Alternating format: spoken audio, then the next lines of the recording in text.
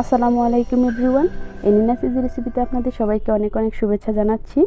আমার আজকের রেসিপি হচ্ছে সরষে ইলিশ। বাঙালিদের ট্রেডিশনাল একটি খাবার সরষে ইলিশ। সরষে ইলিশ তো আমরা নানানভাবেই রান্না করি, তবে আমি ম্যাক্সিমাম টাইম যেভাবে সরষে ইলিশ রান্না করি সেই রেসিপি আপনাদের সাথে শেয়ার করব। এভাবে করে সরষে ইলিশ রান্না করলে খেতে হয় অসম্ভব মজার।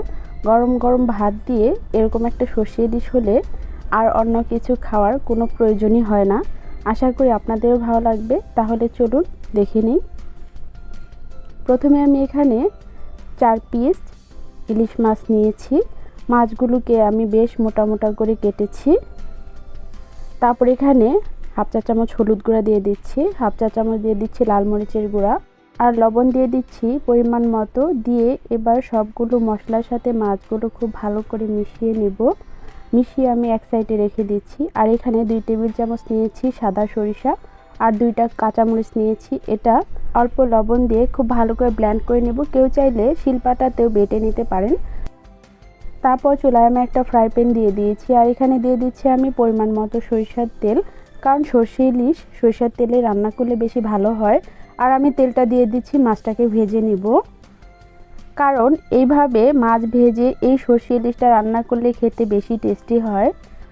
আমার আরও নানান রকমের সরষে ইলিশের রেসিপি আমার চ্যানেলে রয়েছে, আমি ডেসক্রিপশন বক্সে লিংক দিয়ে রাখবো, আপনারা দেখে নেবেন। তারপর মাছগুলো উল্টিয়ে নিচ্ছি। এই মাছটাকে অনেক বেশি কড়া করে ভেজে নিতে হবে না, মিডিয়াম করে ভেজে নিলেই হবে। তারপর আমি উঠিয়ে নিচ্ছি। সবগুলো মাছ এভাবে করে উঠিয়ে নেওয়া হয়ে গেলে আমি চুলায় আরও একটা প্যান দিয়ে দিলাম। দিয়ে এখানে আবারও আমি সরিষার তেল দিয়ে দিচ্ছি পরিমাণ মতো, আর এখানে হাফ কাপ দিয়ে দিচ্ছি পেঁয়াজ কুচি।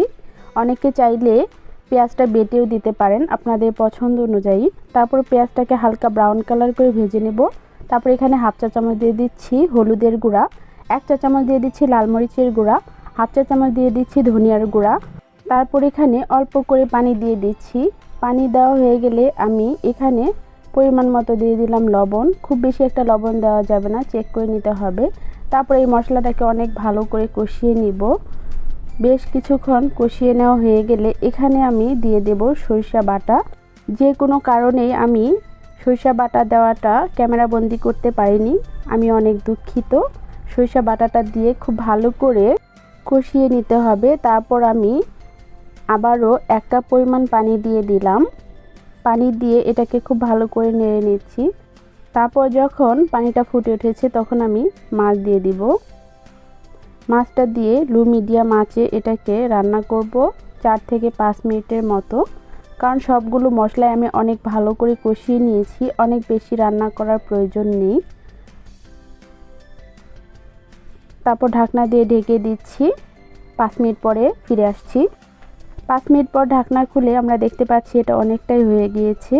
এবার আমি কাঁচামরিচ দিয়ে দিচ্ছি। কাঁচামরিচটা আমি ফালি করে নিয়েছি। কেউ চাইলে আস্ত কাঁচামরিচও দিতে পারেন, আপনারা আপনাদের টেস্ট অনুযায়ী ঝালটা দিবেন অবশ্যই। আমি আমার পছন্দ অনুযায়ী ঝালটা দিয়ে দিয়েছি।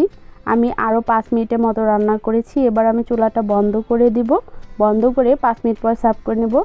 ব্যাস রেডি হয়ে গেল এই মজার সরষে ইলিশ। আপনারা অবশ্যই এইভাবে একবার করে হলেও বাসায় ট্রাই করবেন।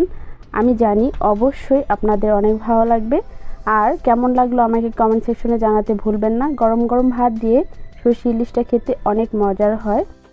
আপনাদেরকে অনেক ধন্যবাদ জানিয়ে আজকের মতো বিদায় নিচ্ছি। আপনারা ভালো থাকবেন। আল্লাহ হাফেজ।